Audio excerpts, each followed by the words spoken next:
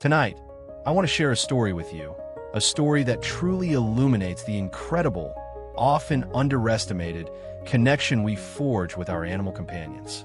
It's a tale of how, in a moment of profound crisis, when a life hung precariously in the balance, the smallest member of a household, a creature of quiet comfort and purrs, became the most vital link to survival. Imagine a silent plea for help, a desperate race against time, and the most unlikely hero stepping forward.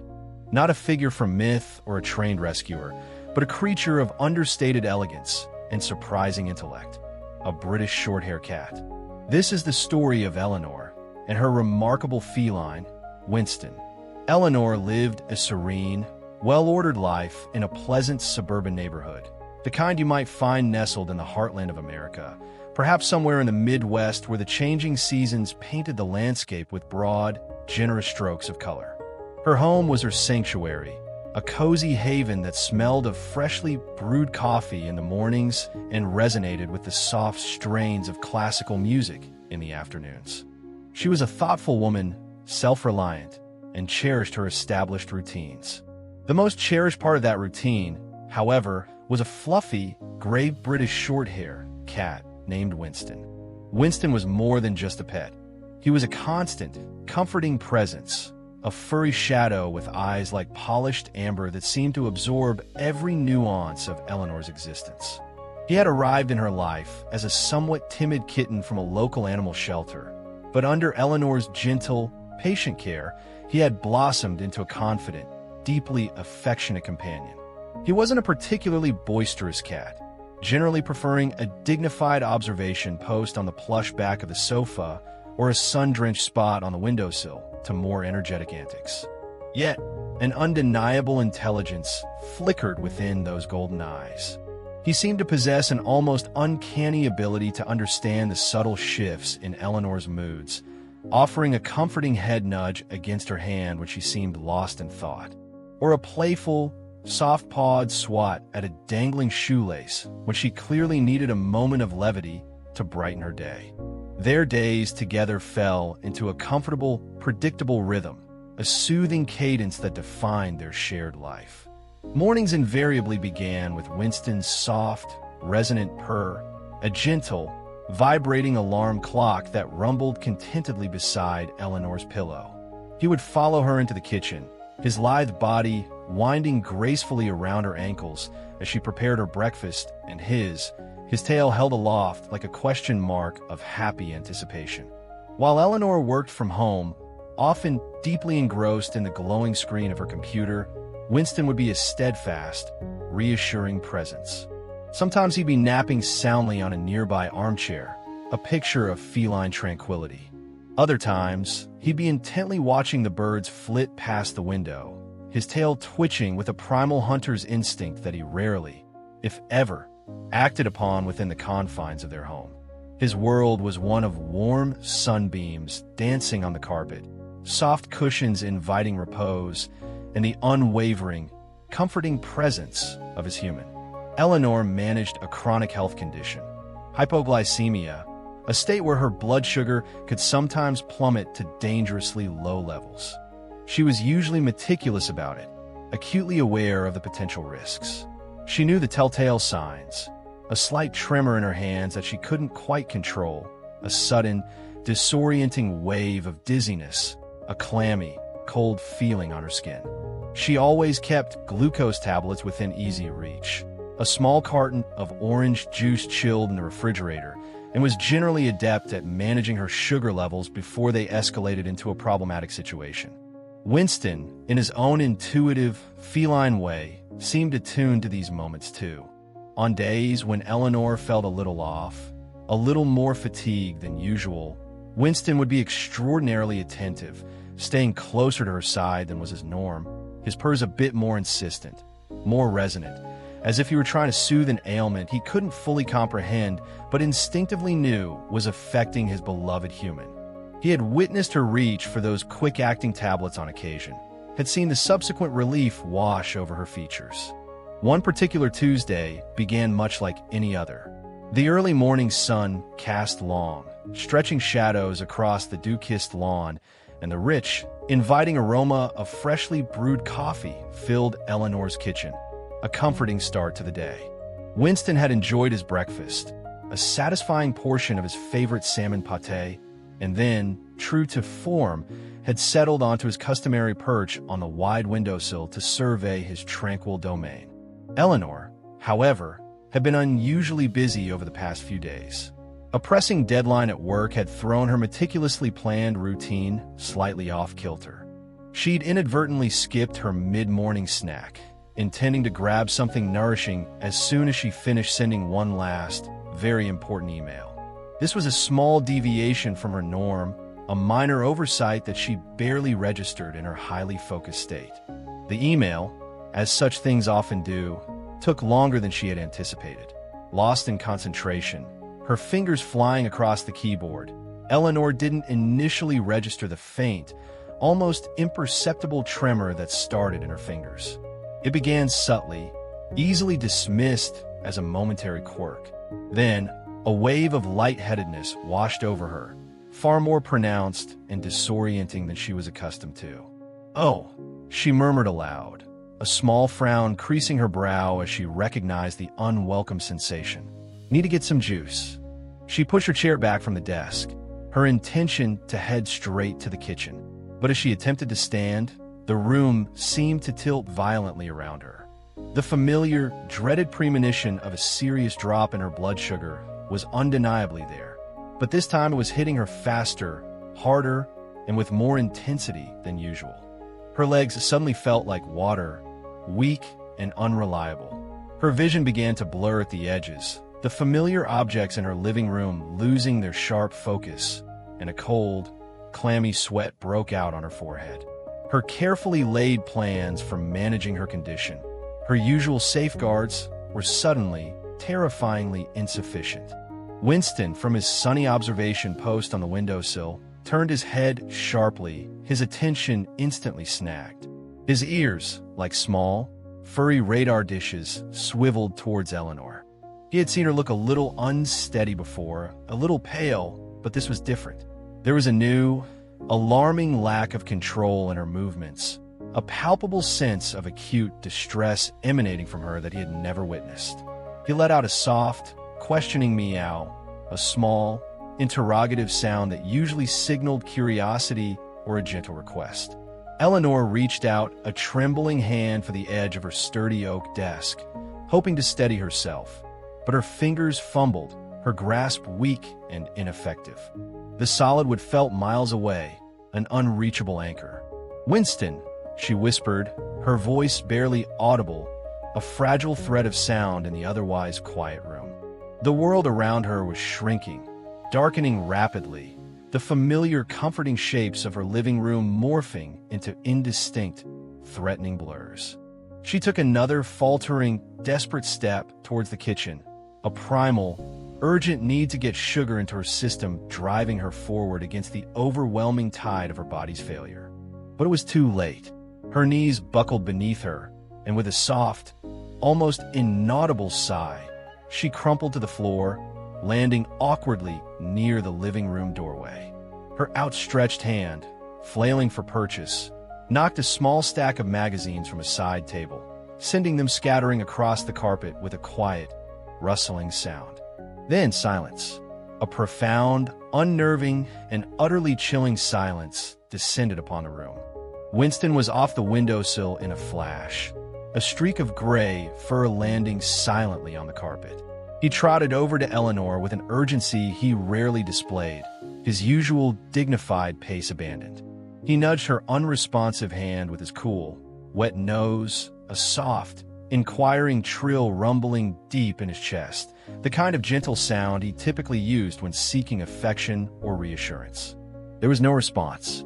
He licked her cheek, his slightly rough tongue usually enough to elicit a sleepy protest or a gentle push away if she were merely dozing.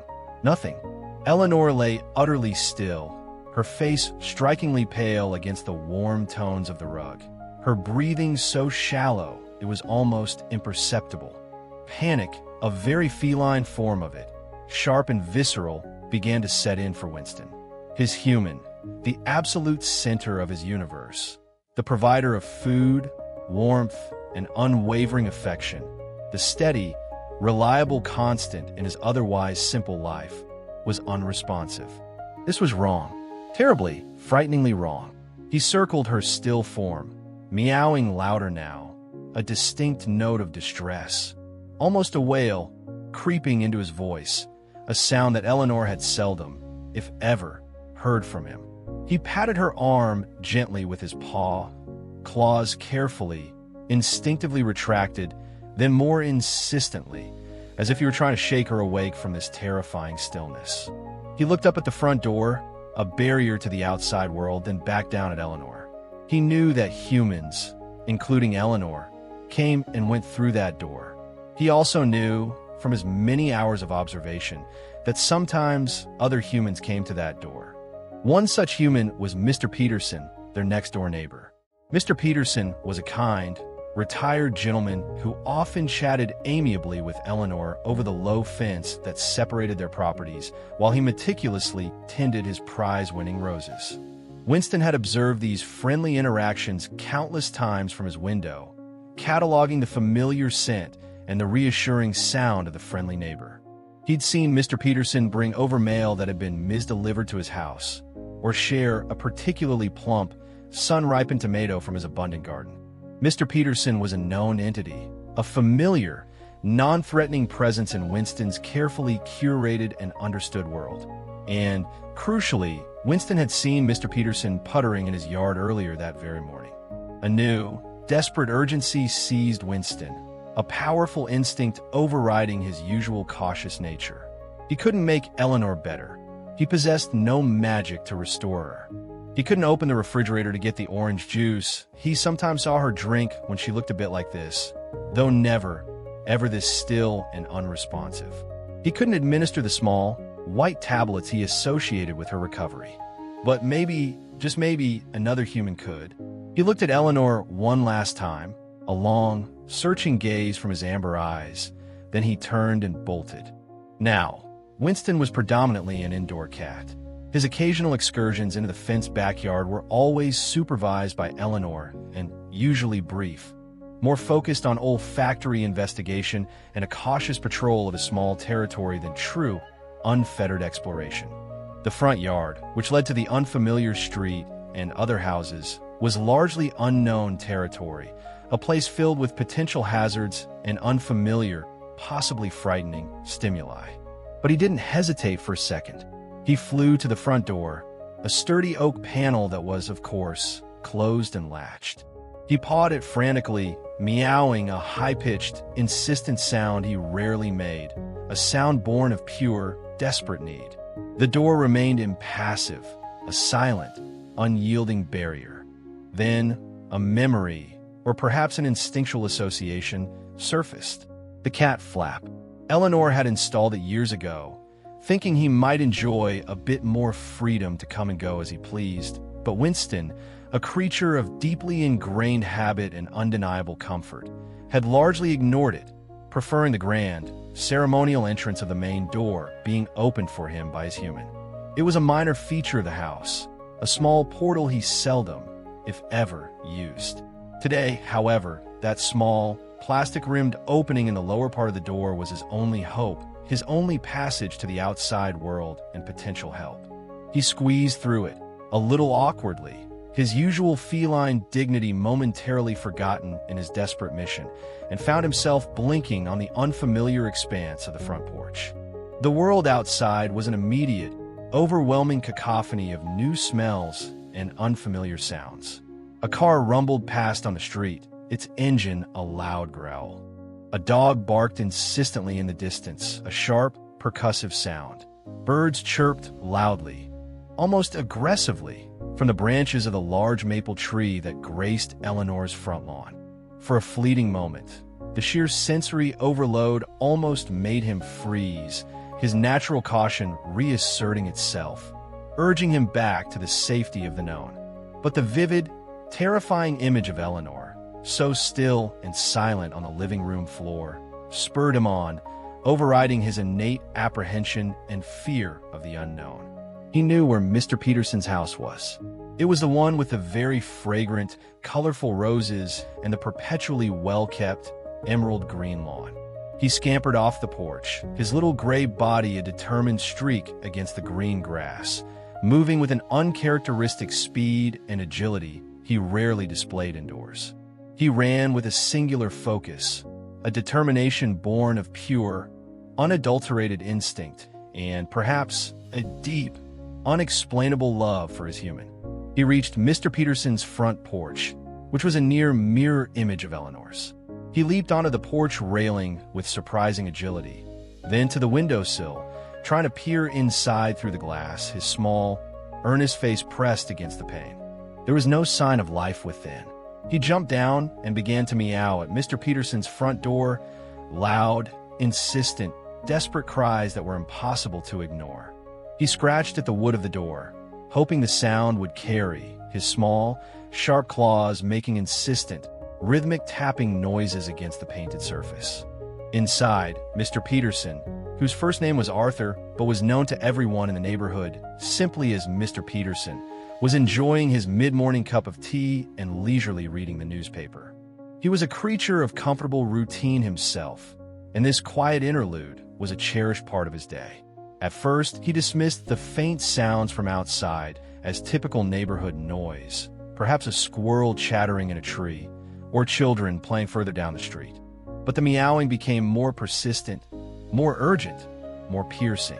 It wasn't the casual, friendly meow of a cat merely wanting a pat or a bit of attention. This was different. This sound had an unmistakable edge of panic to it, a desperate quality that cut through his concentration. What in the blazes is that? Mr. Peterson muttered to himself, lowering his newspaper with a frown. He recognized the meow, or at least he thought he did. It sounded remarkably like Eleanor's cat, Winston. But Winston was usually so quiet, such a dignified and reserved animal, and he rarely, if ever, ventured this far from his own property. Curiosity, mingled with a slight, undeniable niggle of concern, made him get up from his comfortable armchair and head towards the front door. He opened it to find Winston, looking absolutely frantic. The cat wasn't just meowing. He was practically wailing, pacing back and forth agitatedly on the welcome mat, his wide golden eyes filled with what looked remarkably like genuine distress. "Well, hello there, Winston," Mr. Peterson said, a little surprised by the cat's uncharacteristic behavior and intensity. "What's all the fuss about then? Are you lost, little fellow?" Winston meowed again, a sharp, short, urgent cry, then turned and ran a few paces towards Eleanor's house, looking back pointedly at Mr. Peterson.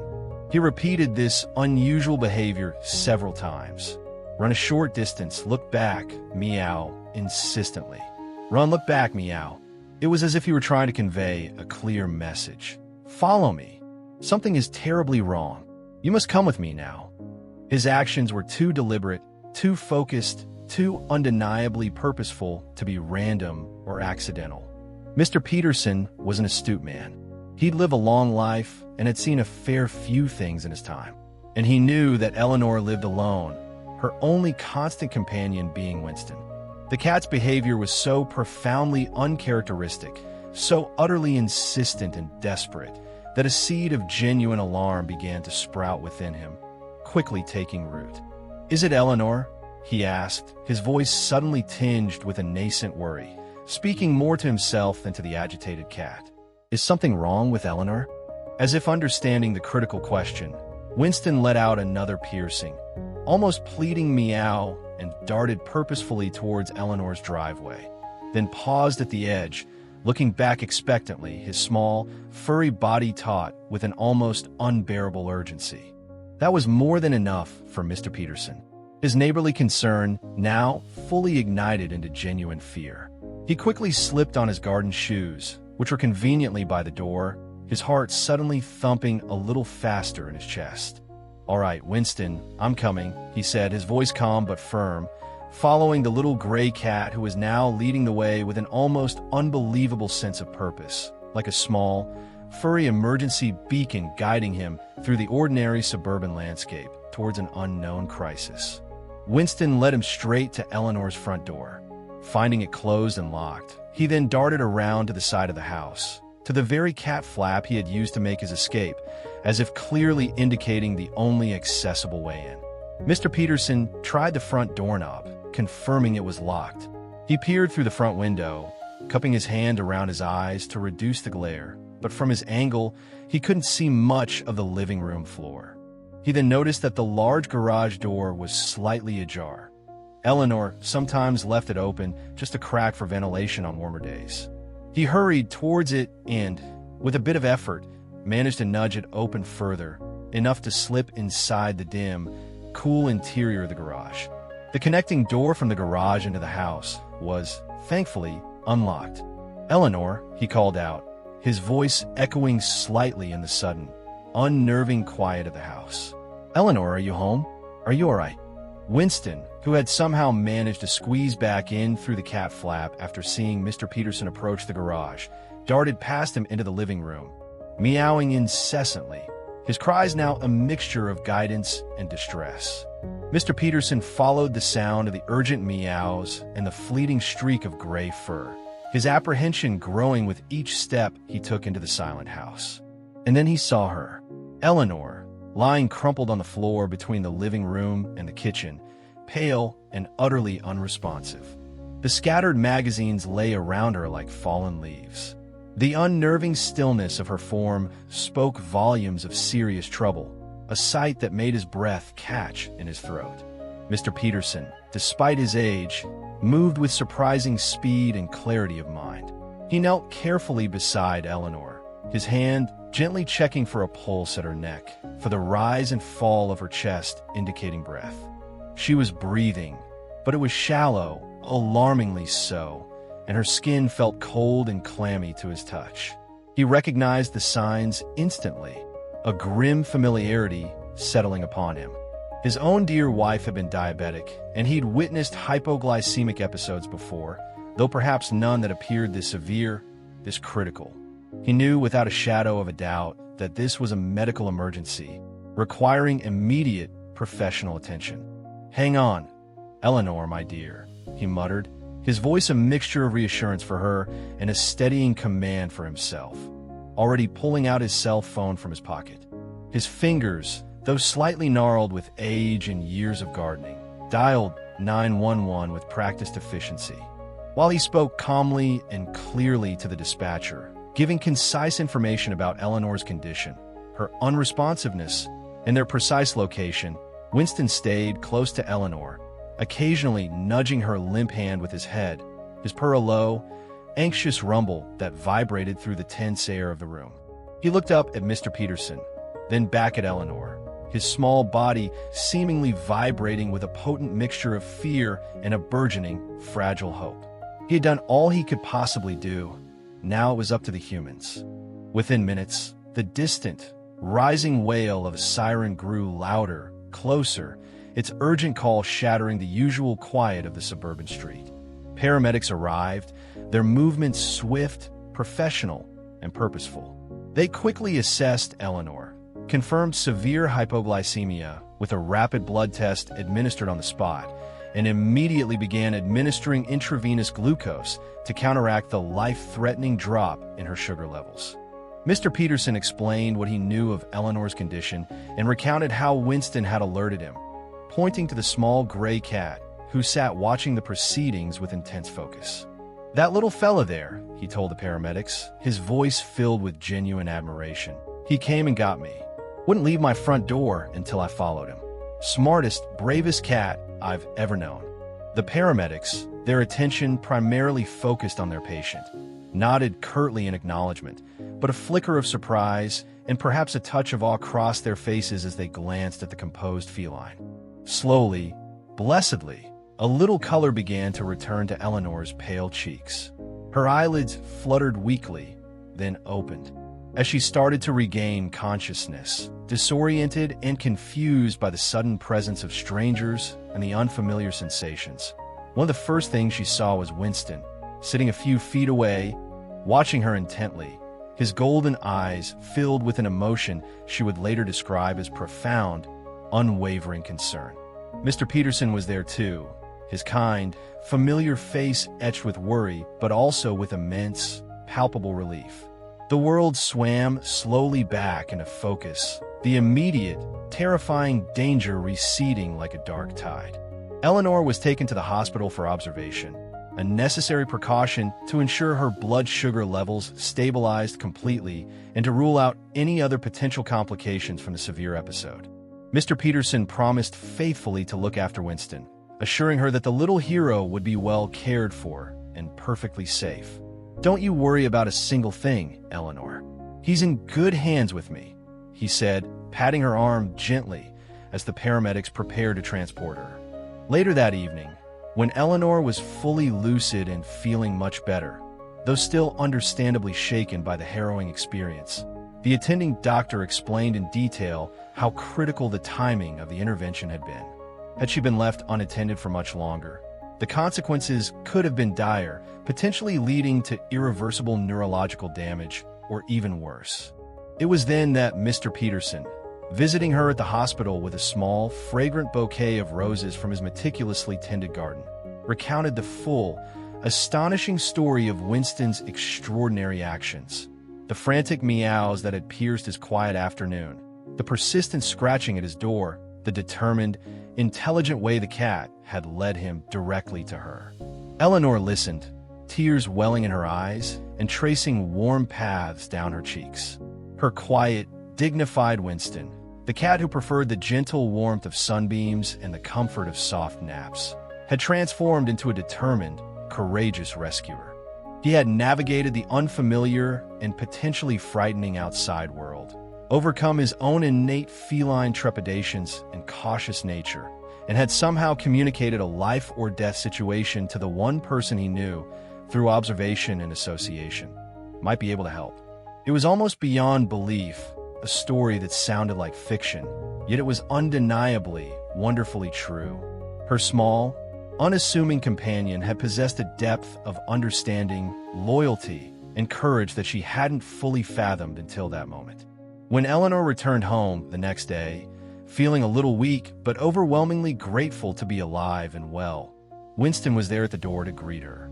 Not with frantic meows this time, but with a soft, welcoming chirp and a slow, deliberate, affectionate rub against her legs. She scooped him up into her arms, burying her face in his soft, familiar gray fur, tears of profound gratitude streaming down her face once more. "Oh, Winston," she whispered, her voice thick with emotion, "you saved me. You clever, brave, wonderful boy, you saved my life." Winston purred, a deep, contented rumble that vibrated through her, a sound of pure feline contentment and perhaps understanding. He didn't comprehend all the words, of course, not in the human sense, but he undoubtedly understood the love, the relief, the profound, unbreakable bond that connected them, a bond now forged even stronger by a shared crisis and an act of selfless, heroic action. He had simply done what his instincts, his intelligence, and his deep, unwavering attachment to his human had compelled him to do. News of Winston's heroics spread quietly but surely through the neighborhood. Mr. Peterson, never one for idle gossip, but always one for sharing a genuinely good and heartwarming story, recounted the tale to a few close friends and other neighbors. Winston became something of a local legend, the little British short-hair who was demonstrably more than just a pet. He was a guardian, a silent protector cloaked in elegant gray fur, a furry embodiment of loyalty, quick thinking, and interspecies devotion. Life for Eleanor and Winston eventually settled back into its comfortable, familiar rhythm. The coffee still brewed its fragrant welcome each morning. The classical music still played its soothing melodies in the afternoons, and Winston still found his favorite sunbeams to bask in. But something fundamental, something profound, had changed between them. Eleanor looked at Winston with an even deeper sense of awe, affection, and boundless gratitude. She became more attentive than ever to her health, knowing that not only her own well-being, but also Winston's peace of mind depended on her diligence. She made absolutely sure his favorite salmon pâté treats were always stocked, and his most cherished sunny spots were always accessible and inviting. Their bond, already remarkably strong, now held an added, precious dimension of mutual reliance, unspoken understanding, and profound, life-altering gratitude. And Winston?